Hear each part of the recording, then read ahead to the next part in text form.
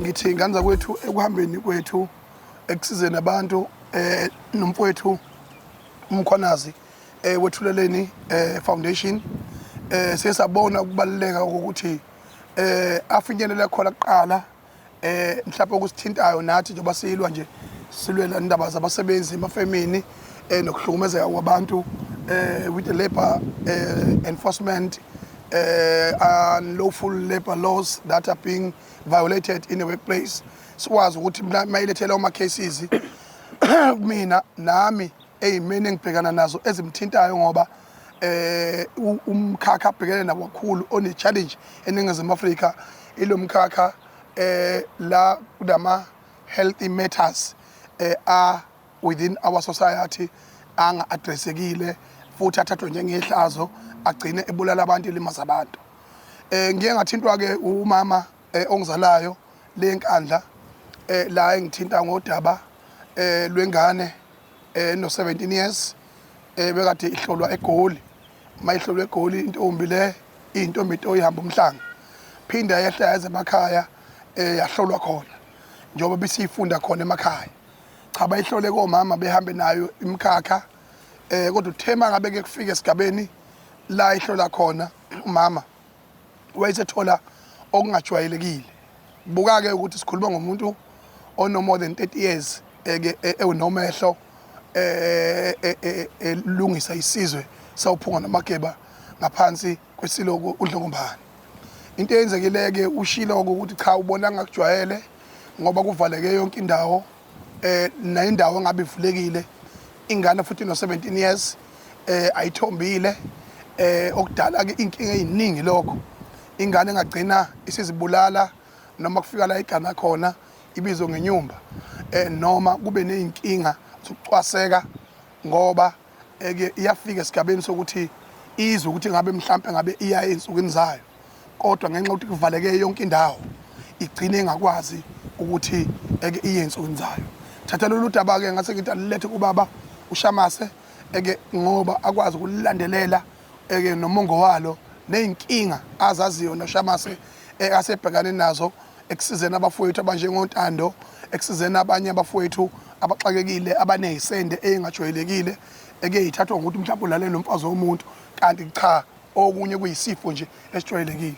Sesize abantu abaningi kakhulu namanje nabanobulili obubili eke abhizi nokusizana nabo eke ongaziwa noma uyi noma ushi eke unamasende eke phinda futhi abenenkomo ngapha.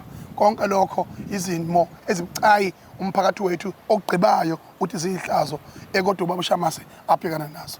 Ndoda madoda ngithi angikuthulele nathi udaba ubone ukuthi ugijima ufika apha eMtakababa. Angibonge Macengwane angibonge nje ithuba ngibingelela esifundazweni sakithi kwaZulu kubingela ukuthi kokusha lokwathweleni sesisoma lapho neMacengwane. Nawe nje ngalikhwezela impela ukuthi isikhulumile indlela mithi yamakhosi. Angeke ke sizwe ngomunye umuntu ngiyadingela esifundazweni sakithi kwaZulu kunjalo udaba ke selifikile ke kuthina siyabonga Macengwane sesimbonile umntwana sesimbonde nomama siyabonga futhi nemizamo eyenzeke khona izolo ukuthi sikwazi ukunyakaza namhlanje makusa kodwa kumama naye sizohlala phansi naye ugogo sixoxe naye sizwe ngoba umsebenzi usebenze kakhulu esikuthole kakhulu lapha Macengwane mawukuthi uzwile usibonile ukuthi igebe elikhona efuna be liyavaleka phakathi konomehlo ne-department ngoba lento esizobhekana nayo njengamanje asiyazi ukuthi ngabe icase yokuqala noma amaningi amanye amakhesi but lezi ingane izalwe esibhedlela bekade ihamba esibhedlela ekoma esibhedlela nothi ukuthi le nkinga ivela manje ivele ukuthi umntwana ezalo ukuthi bebengayiboni ngana bezempilo ilokho ke sekucacisa ukuthi kuyafuneka ngempela ukuthi ogogo abahlolayo izingane zethu nodadewethu basondelene kakhulu nomnyango osondele kubona ukuze lezi inkinga ezokwazi ukadaseka Macengwane. Ngiyabonga no sithatha indaba sigijimela kakhulu nathi siyabonga. Cha siyabonga kakhulu kuyiqinisela imsulo lo mfowethu siphinda nathi siqhakambisa ukubonga kuDokotela uShabalala obekade inhloko yomnyango we-Department of Health KwaZulu-Natal ongazange asichithele izandla ewagijima nomama nomagugu simbikelile wajabula futhi ukuthi uDokotela Lamavuso usesondele eduze kwethu ukuthi alekelele noma engasekho emnyangweni. Ke sibonga kakhulu kuyipolyclinic ukuthi ithathele lo daba na umfowethu ubukhona uyibonele nakusasa futhi udaba nangolesihlanu udaba liyaqhubeka ekulungiseni lesimo esingajwayelekile hlobo ezweni esisimanga ukuthi khona umuntu wesifazane ongazwala kuvaleke yonke indawo ongaziyo ukuthi uchama kanjani. Eke inkinga eserious lena ngempela. Nawe mfowethu mina ngizokusho ngahlonisa ukuthi futhi ngabe njoba uDepartment of Transport ukwenze kumsweli wamsondeza eduze ngenxa yokuthi unesipiliyoni sokubhekana nezinkinga usuku nosuku emgwaqeni nokufaka abantu emgwaqeni. Futhi ngabe eDepartment of Health ikakhulukazi kwaZulu-Natal ngabe ekukhona ukusebenzisana okuyisivumelwano esibhalwe phansi neThuleleni Foundation ngenxa yomsebenzi owenzayo ngoba nohulumeni naye ufuna nazo ukuthi ngeke ayibuke isiphundo. Ngiyacela ukuthi ngempela eminyango yezempilo kwaZulu-Natal eke iso uqinise kakhulu mfethu ngoba eke lezi mabhekana nazo sibucayi kakhulu. Nami ke mfethu bengeke ngiye ngesihlangu esakho mntaka baba ngithele udaba ngilethe kuwena ubone mfethu ukuthi uhamba ufika phi ngoba umhlaba ujwayele. Ngiyabonga Chona. Siyabonga kakhulu. Siyabonga. Ngibingelele sifundazweni sakithi kwaZulu, ngibingelele naku-South Africa yonkana. Duduzo Mkhonazi uyabingela sivela kwenhlangano ke iThuleleni Organization sinibuyela ke namhlanje ke ngaphansi kwengosi yethu ethi abantu bayagula. Namhlanje ke size ngodaba kanti zakwethu ke udaba nathu ke esinikezwe umfowethu ke ungizwe umlando mfoka Mchunu. Athe nanto udaba lofika umama ke ozala yena uMchunu usuke emakhaya olunenkinga ngomntwana wesikole owumntwana ke ohlolwayo uhamba umhlanga. Ngathi khona ke isimo esikhona ngempela ke sasimela phezulu salithatha nathi udaba namhlanje sabaphelezela saze sawufika kaMashu epolyclinic la khona umntwana ke baqale khona ukuthi bam-assess kodwa ke okuningi kuzoqhubeka ukuthi ke kuya phambili. Kodwa ke sinaye ke umama ke okuyena ke umama ozala ke umfowethu Macengwane okuyena ke futhi unomehlo khona ngaliya endaweni yaseNkandla ke okuyena okwazi ukuthi ke abone lenkinga umntwana anayo. Sicela nje ukumamukela. Sawubona mama. Yebo. Siyaphila mama unjani? Hayi ngiyaphila. Siyaphila. Umama bani? Hayi mina ngugogo uMantombela. Yebo ba. Ogane kwaMchunu. Yebo ma. Endaweni yaseMabhuqwini. Yebo. Inkosi yami ngiyakhele. Uyindodana yami kodwa ke ngiyamhlonipha ukuthi ngihambe ngimgagula. Umchunu inkosi yami ngiyakhele. Yebo ma. Yebo. Uyindodana ke kodwa kimi. Yebo ma. Nami ngibonga ukuxhumana nabantu abanolwazi. Mina anginalo ulwazi. Yebo. Olunzulu kodwa sengihambe kakhulu ngendlela yeintombi zomhlanga. Imvama sengiyazazi ukuthi lena ayivele ilesimo esinje leni lesimo esinje. Lo mntwana ke osengithathe wazongibeka la. Hayi impela ngabe ngikhuluma ihlazo mangingachaza ukuthi bengahlolwa yini. Bengiqala ngeSabatha njoba namhlanje kungoLwesithathu ukumhlola mina. Kodwa ke ngenkinga engiyibonile kuye ngibese ngimthatha ngimgona njengengane ngathi kade ngasuka kude nayo kanti cha bengiqala impela ukumhlola behlolwe eGoli yena omama baseGoli. Yebo. Ngiyakulandela ke mina ingane angigcini nje ngokuyihlola. Noma ngabe incane kangakanani makukhona engubona kuyo ngiyayilayiza ngithotshela umama ukuthi akakufunela izinto kubantu uphuze mangibona izintwana ezingemnandi enganeni. Nengingafisa ukukusho ukuthi sengathi omama esisebenza nabo lo msebenzi banganakekela kakhulu uma umuntu engane eyihlola. Unganaki umntombi kuphela ukuthi uyintombi ingane noma cha. Inaki ingane unaka umzimba wayo. Unake indlela noma idlala nezinye. Uyibone lehlehle emuva ukuthi lengane lokhu ihlehla inani inankingani. Usukume umama ungahlali phansi. Ingane mazingalele yazi ukuthi nawe awuzokulala. Uzolokhu uyibukwa ukuthi ukudlala kwazo kukhululeke kangakanani. Lengane ke ibikhululekile ke mina bengiqala ukuba sekhempini nayo. ibikhululekile nje impela nezingane ezinye. Kodwa inkinga-ke ibe lapha-ke manje sekufika la sesihlolana khona. Ngaqala ukubona ukuthi hayibo ingane iyagula, inenkinga. Angangigcina-ke lapho ngaxhumana nomama wayo. Sakhuluma nomama wayo, umama wayo wakhala ngetoho naye asebenza kulo ukuthi akazi ukuthi uzokwenza njani ngoba mekasuka nje kuzongena omunye umuntu abuye ngasazi ukuthi ingane zakhe zizodlala. Ngendlela engibuke ngayo nami ukuthi lengane ngempela ingafa noma yinini.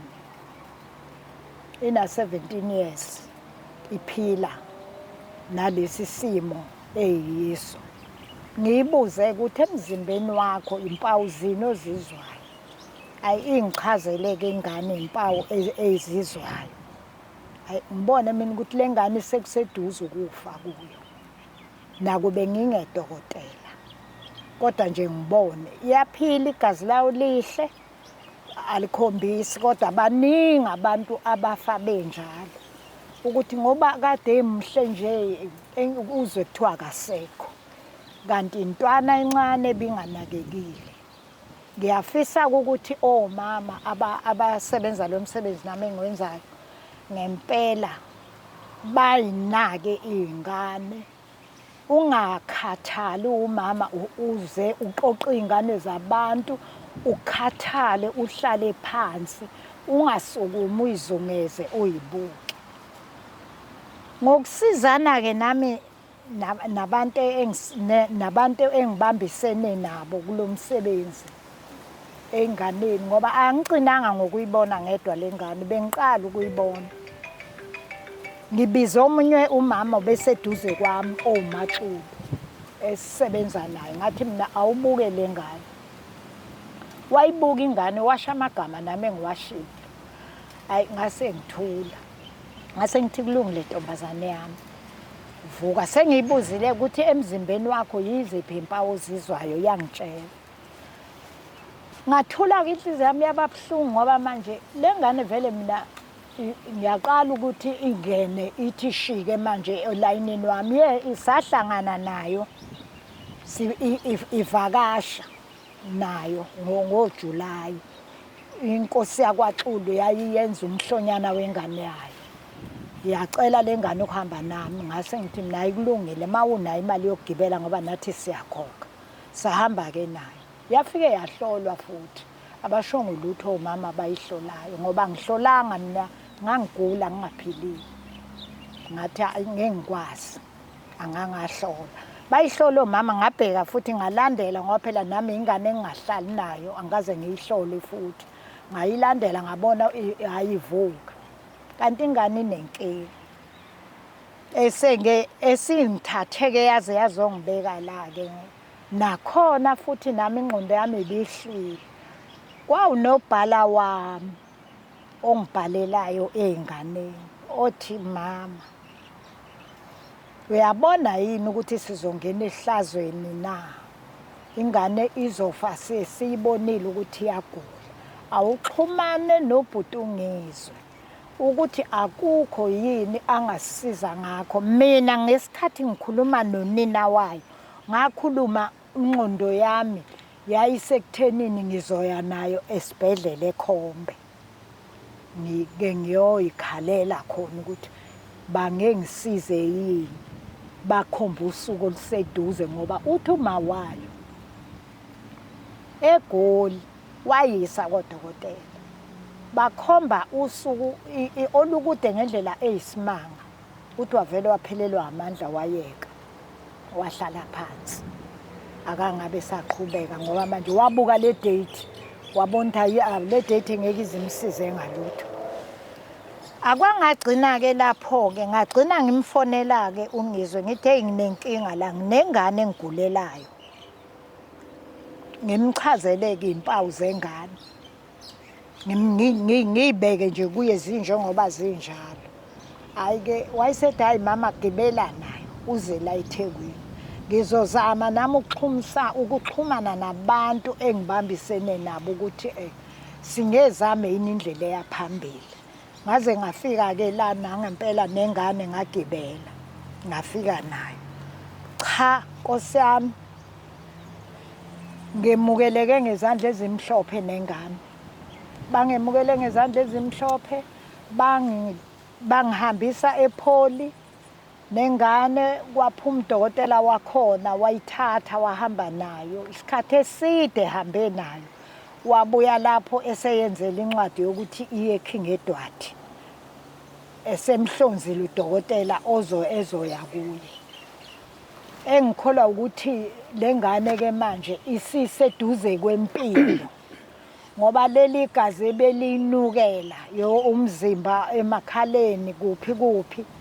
Namhlanje odokotela sebalibambile. Ngilokho ngikubonga kakhulu kodwa nje akukho ukuthula enhlizweni yami ukuthi sengathi omama bangayinaka ngempela ingane. Ungayitsheli ukuthi ingane iphuma kunini ekhaya.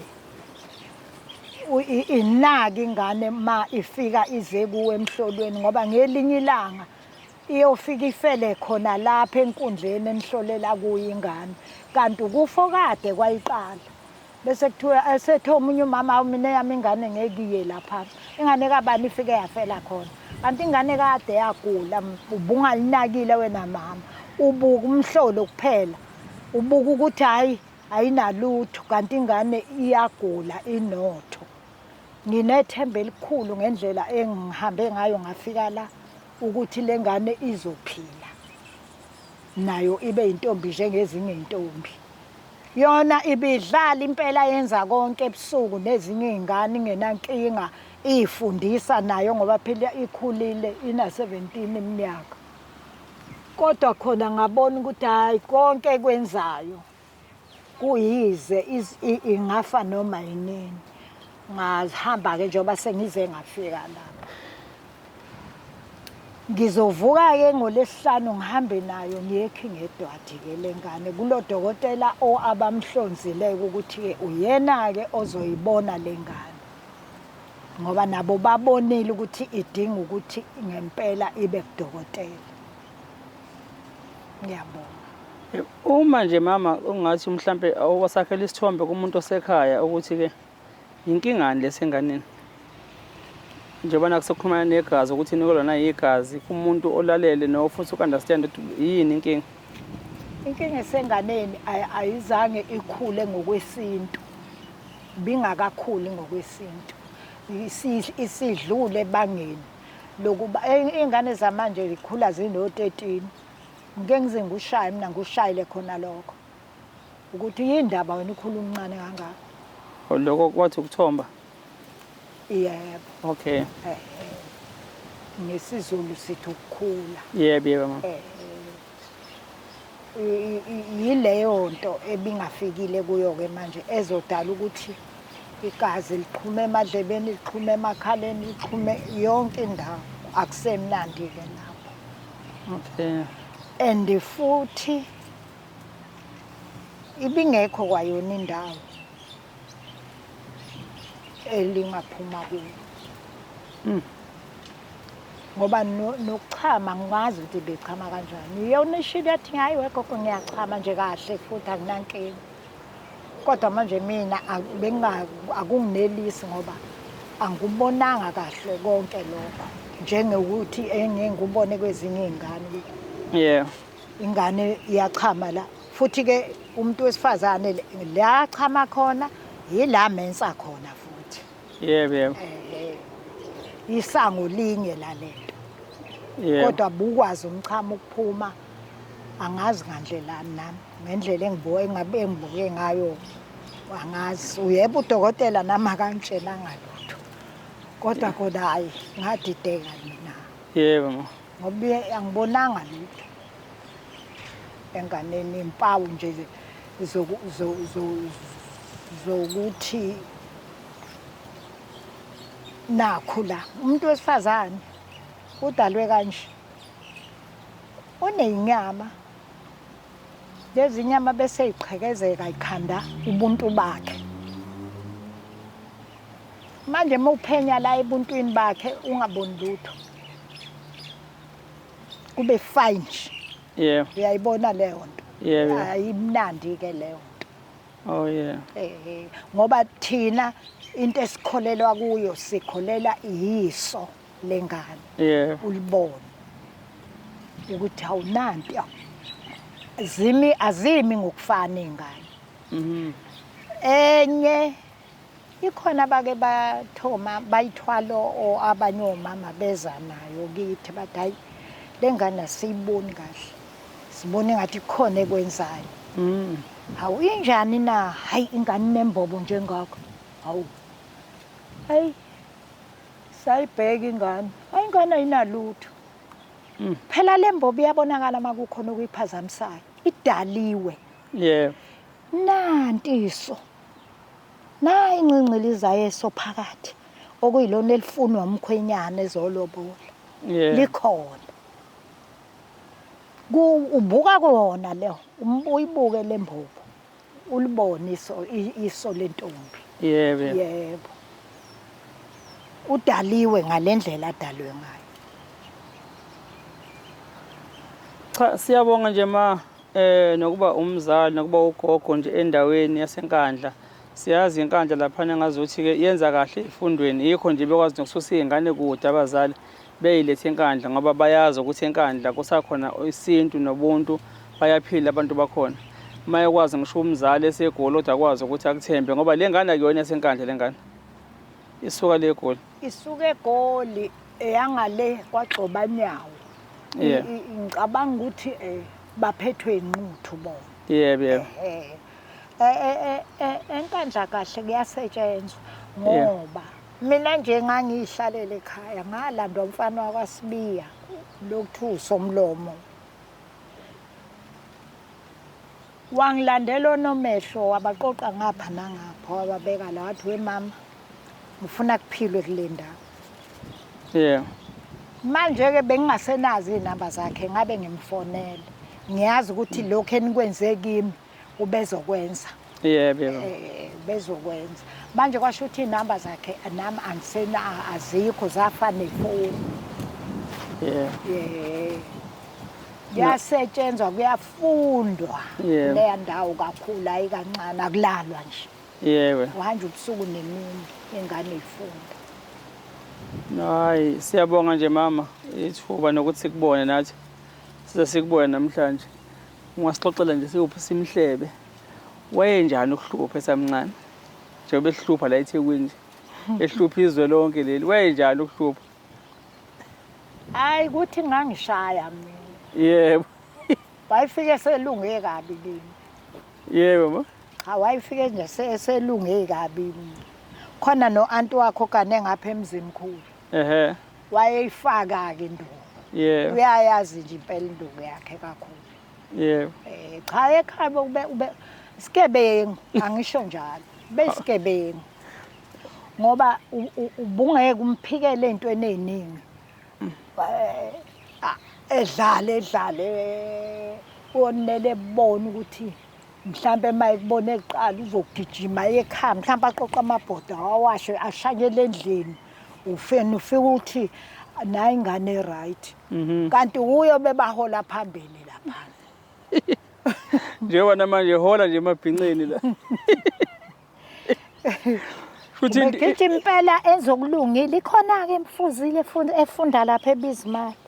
Yebo. Ayimfuzile ke leyo nkosi yami yadabuka.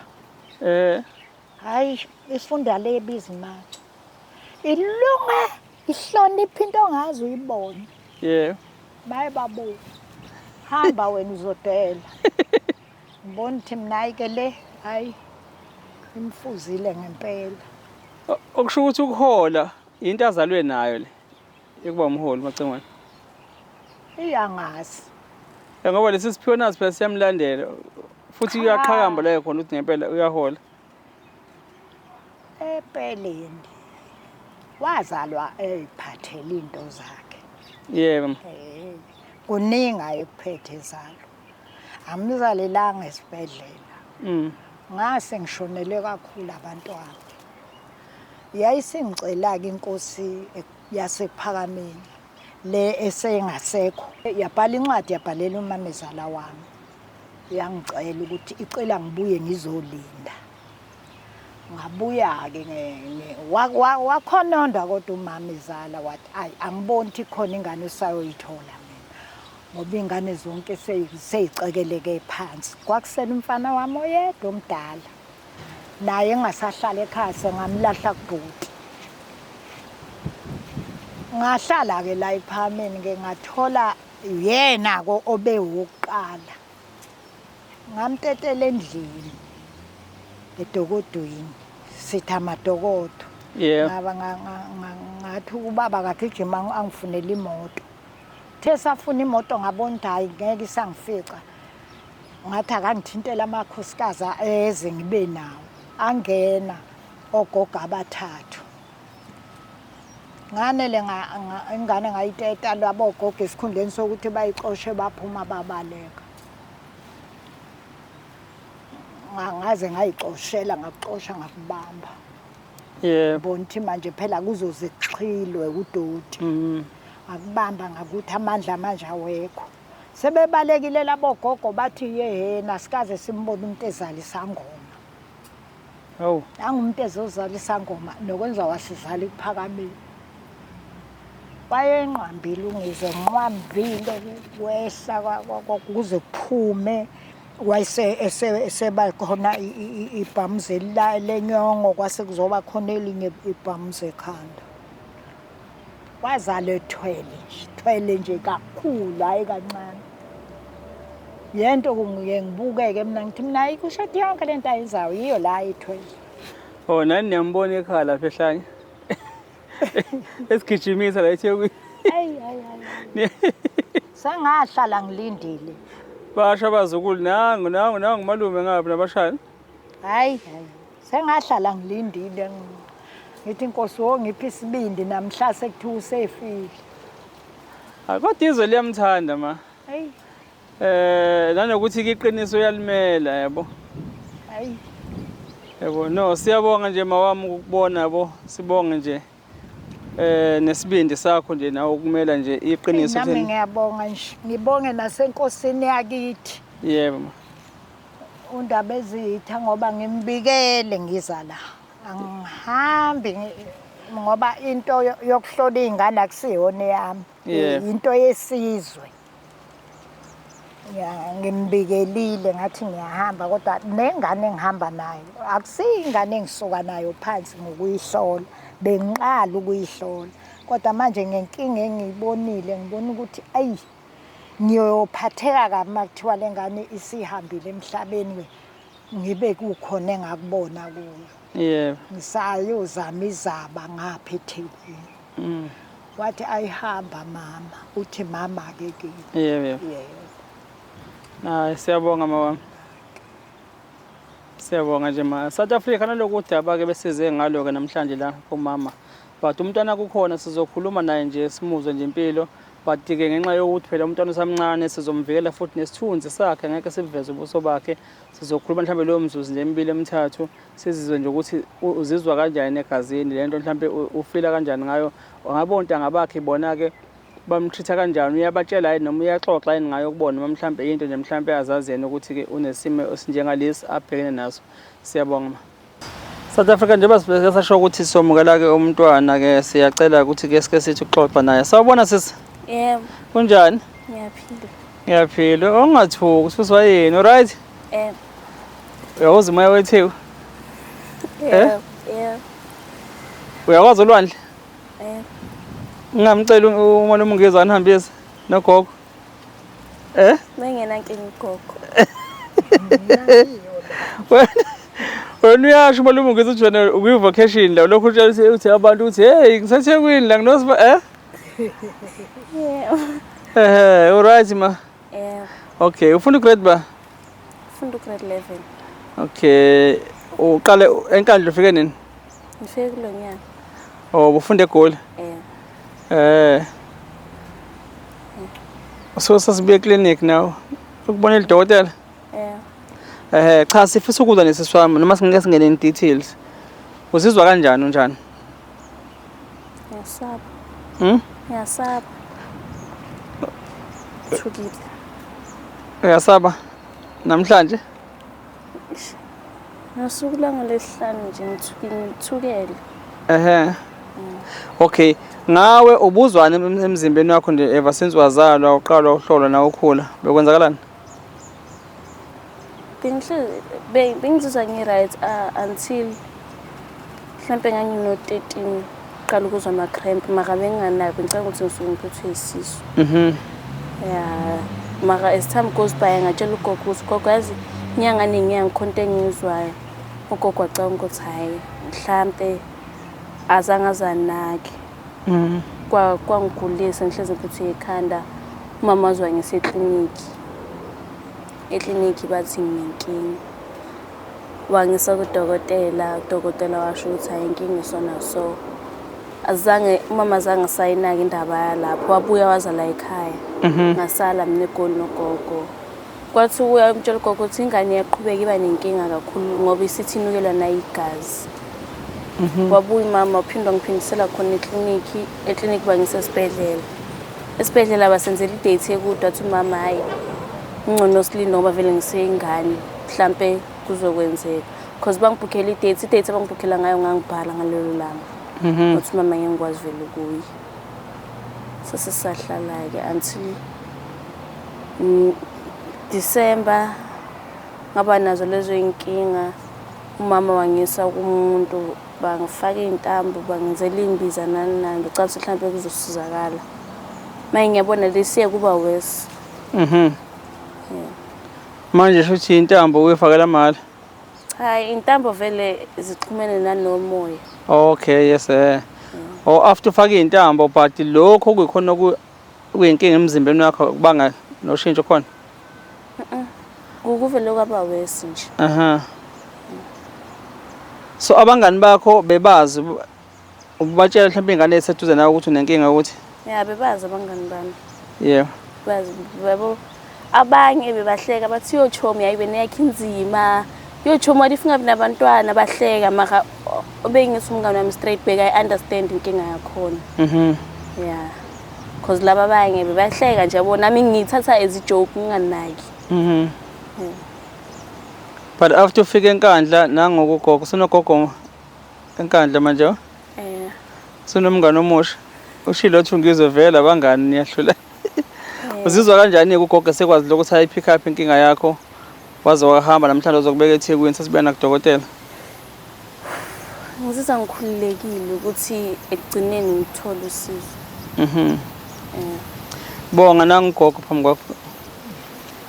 Umngane wakho. Ntombela, Sobahle, Lukhwazi, Mahlobo, angazithi. Mina sengibonga udokotela ngo-100 Nami ngiyakubonga gogo. Ngiyabonga nje kakhulu Nkosi yami. uNkulunkulu azakwandisele. Angazi ngabonga ngithini, maka khona engakubonga ngakho nami. Akutheni maka sokubonga. Ngiyathimbisa nje zokubonga mina sisingidala nje ngizokhula ngisebenza nje nami ngiyofika sengithi gogo ngiyabonga bangisiza kakhulu. Yeah. No, ungathini kwabanye abantwana kuba encourage nje nentombi ke nihlala nazo mhlawumbe engenzeka ukuthi nazo zinalesimo esifana nesakho? Shothi. Ngasho nje ukuthi qhubeke siphathe kahle. Endleleni yobutombi akukhulula. Yes. Nenkulumo nje nenkinga zakhona. Mara singayilaleli thina siqhubeke nje siphathe kahle. Abanele inkinga efana neyami ngazi ngathini kodwa anginamazi. Angazi ngathini maka nje baqhubeke bayiphathe kahle. Okay. No, nathi sifisela inhlanhla kaThuleleni siswami kuya phambili angizebo. Usazoke hlangana ke nabodokotela nabahlukahlukene mhlawumbe bazama ukuthi ke bakulekelele. Hoping for the best. Uthi ke noNkulunkulu ke nedlozi lihambe phambili kuwena. Khanyisela. Yonke into yakho nawe ilunge ube nawe nje intombi ezokwazi nawe ukuthi ke uphile impilo yakho ngendlela egcwele. Yebo. Ntombazana Good luck, eh? Yes, nasesikoleni ku-focus, eh? Kusasa sifuna ukubona. Bobona udokotela lapha abancane lapha? Nawe-ke angikwazi ufundelani, ngifuna ufundelani. Nawe-ke have a great future, ne? Okay, thank you. South Africa siyabonga. Siyabonga kakhulu. Naloku udaba bese namhlanje ake silethele lona lo mntwana. Sibonga kakhulu kogogo, umama ozala-ke umfowethu uMacengwane naye kundodakazi-ke ngodaba lwakhe-ke sithi nje okumhlophe konke ukuya phambili. Indlela enhle. Siyabonga. Nisala kahle emakhaya.